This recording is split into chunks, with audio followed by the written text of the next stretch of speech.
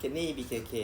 พิซซ่าอันนี้คือเราเห็นในแกร็บมาค่อนข้างสักพักแล้วแต่ว่าแบบเคยได้สั่งสักทีหน้าตาก็ค่อนข้าง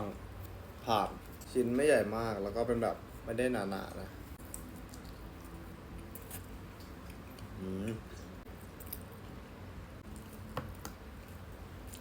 อร่อยใช้ได้นี่เป็นหน้าซิกเนเจอร์ของเขาครัมเบิลสักอย่างเจอเหมือนกับ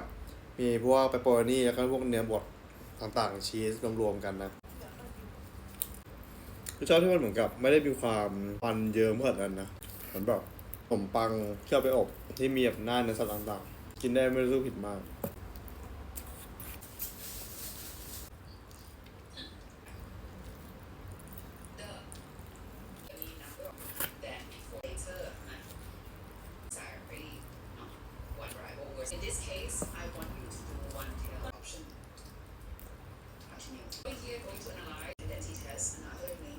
เรียก